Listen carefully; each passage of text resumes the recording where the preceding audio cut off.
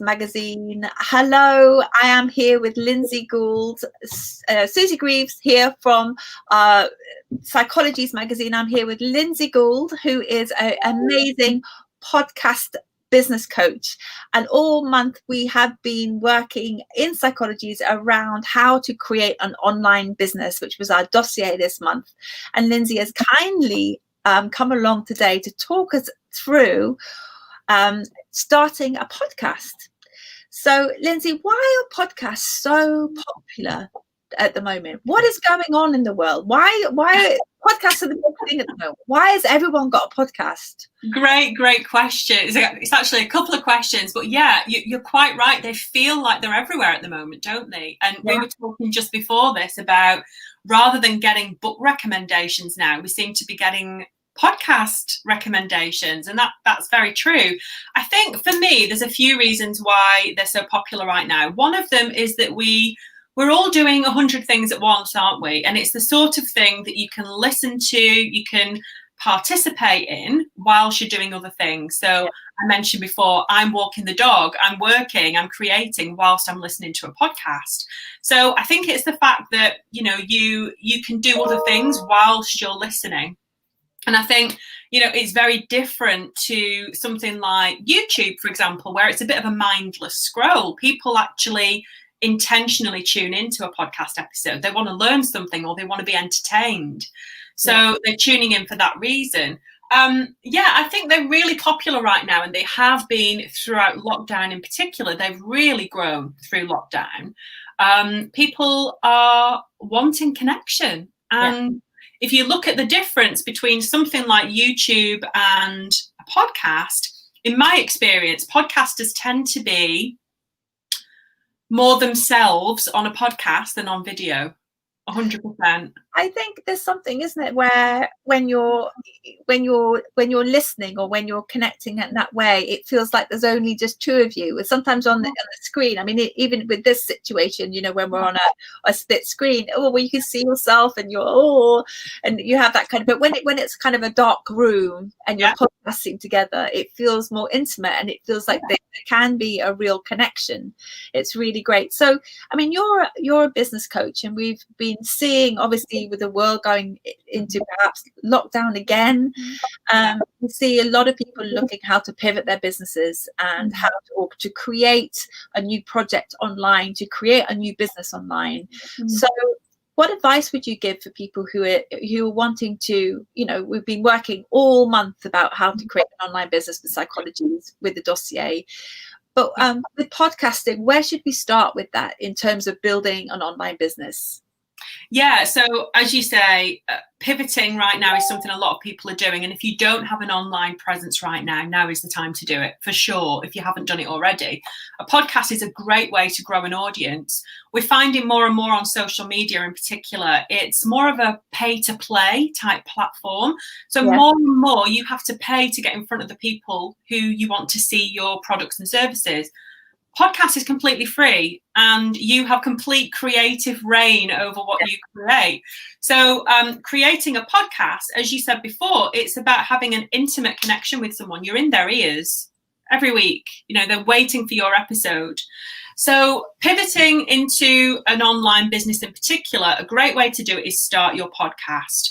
More and more women, there's been some very recent research that more and more women are listening to podcasts now.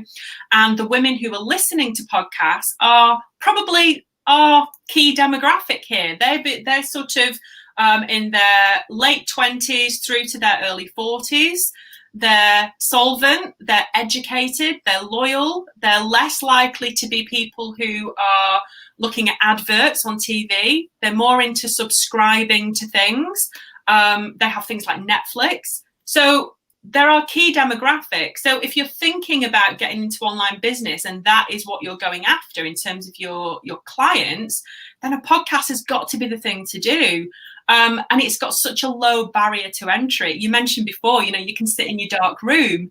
You don't need anything other than an internet connection and a microphone to start your podcast. So to me, it's an absolute no-brainer.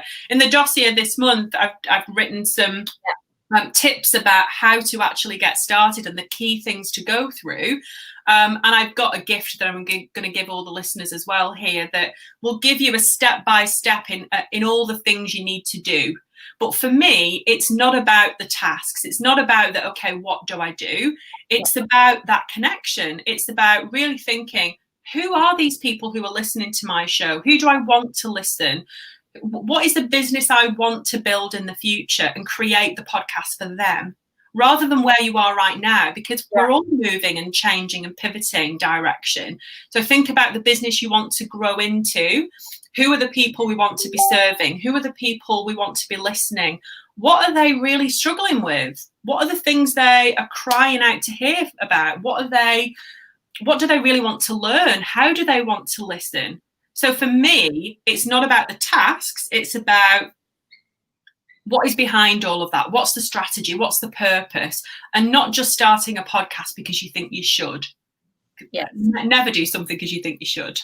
So in terms of just the practical piece of that is to get sort of maybe a big piece of A3 paper, and you maybe put in the middle something like, who are my audience? Yeah. And what do they want? And what is their problem? And then I would go a step back from that, though. So quite often when in online business, we talk about who are our ideal clients. With your podcast, it's about who are my ideal listeners. Now, they may be different people. Your listeners might not be quite ready to work with you. And you're going to use your podcast as a way almost to teach them how to be your ideal client. So you're getting them before they're your ideal client. You're thinking about the things that are going through their mind before they decide to work with somebody like you, or buy your product, or buy your services. So the things that your clients struggle with may be different. So I always say to my clients and students to focus in on the things that your ideal listeners want to hear about. So big A3 sheet of paper, your ideal listener in the middle. I actually have a picture of my ideal listener on my pinboard here, and have somebody to speak to, because the difference you can have your listeners experience by having somebody in your mind who you're talking to is immense, rather than saying, hi, everybody. Hello, you. How are you this week? Talking to them rather than a big audience. It's subtle, but it has a big difference for your listener, and they really do feel like they're connecting with you. So big A3 sheet, who they are, what they're struggling with, what is the purpose of this podcast, what is the business I'm trying to grow, who am I trying to reach, what do they want from me, and how can I give them some quick wins very early on. And that's the key. I think having podcasts where it's just a conversation, they're great to listen to, but more and more, we don't have the time. We want to know what to do, how to do it, and go away and action it. So make them, more and more, the most popular podcasts are the shorter episodes, because people don't have the attention span. It's so true. It's so true. So how short? So it used to be over an hour, but now it's coming right down to less than 15 minutes. 15 minutes. Wow. 15 minutes. Wow. When it's an interview, they can be longer, and people will invest the time in listening to an interview. Wow. But if it's a solo episode where it's just the host and you're teaching something, 15 minutes is key. That's a good number. I've been talking to a lot of the readers this month about starting online businesses, and we've been chatting about it. And one of the big issues that seems to come up constantly is this kind of imposter syndrome. Yeah. This kind of, who am I to create a podcast? Who am I? Well, I've got nothing to say. How do you coach people through that kind of particular? I think for me, I'm really passionate about creating a platform for lots of women's voices to be heard, and overcome that imposter syndrome, and to really be able to beam out their wisdom and humor and all of the great things that we do. But how do we overcome the imposter syndrome? Well, that's a big question, and I'd say there's two ways you can think about this. So first of all, I don't believe that you don't have a story. I think everybody has a unique perspective to share, no matter how you feel about whether you don't have a story.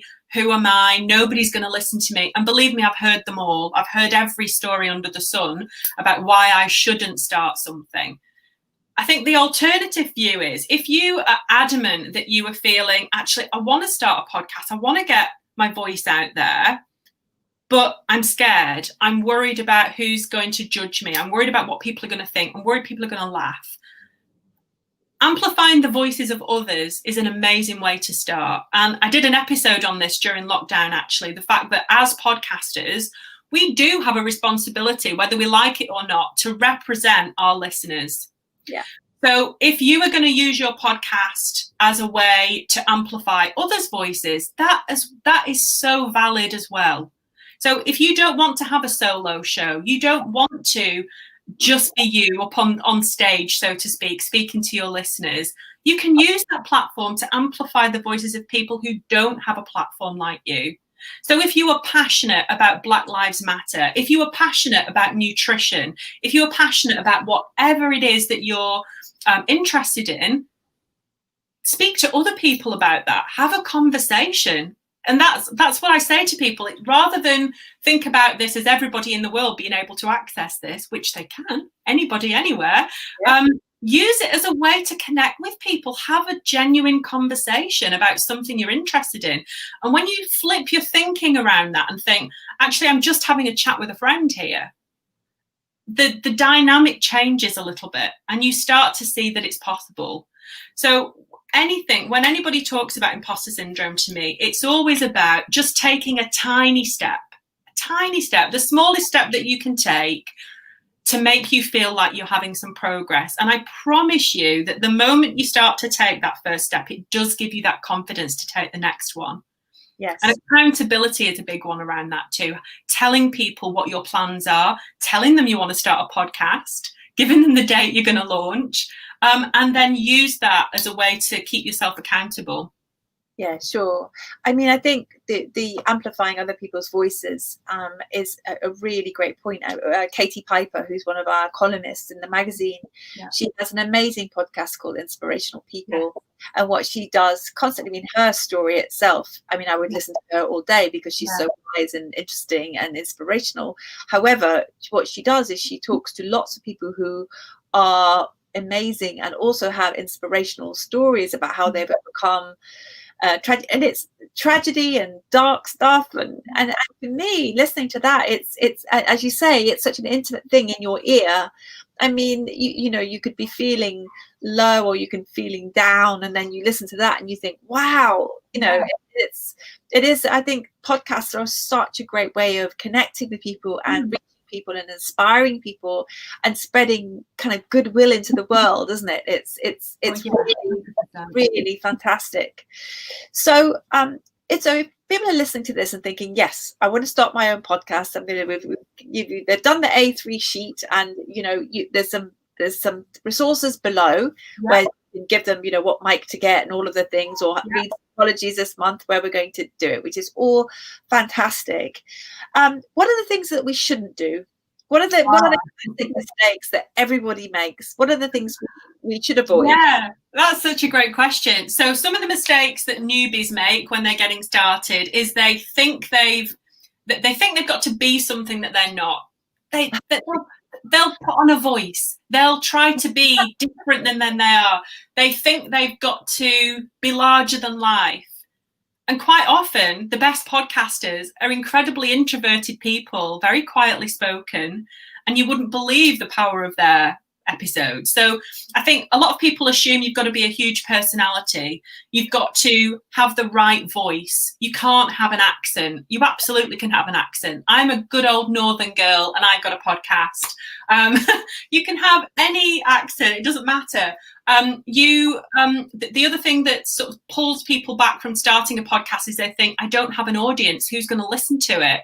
So what I would say is your podcast actually helps you to grow an audience. That's the thing that will help you to grow it. So assuming you need a big audience, assuming that you're not going to be able to do the tech, which again, you will, you absolutely will. The guide will help you. Assuming that you don't have the right voice, assuming you don't have the knowledge, assuming nobody's going to listen to you, all of those things. And they do actually tie quite nicely back to the imposter syndrome stuff. It's all the stuff you're telling yourself that is going to stop you. And the reality is that's not even a thing. It's about you, your microphone, and your listener. And if you just think about it as one person that you're speaking to, it changes that for you. It makes you feel able to have those conversations that perhaps you wouldn't do on video or go live on social media with. It makes you braver. Yeah, is what I would say to people. Yeah, and also I think, what's the worst that can happen? Yeah. I mean, for me, I think it's very much about I always think when you get a website up or that you put a podcast, by doing that process, you learn more about yourself, you learn about your business, you learn. So even if you never ever broadcast a podcast, just by going through the process and doing it and thinking it's not quite right, it will teach you something that will take you to the next step. But one thing that we all know is by doing nothing, we just stay in the same place. 100%. 100%.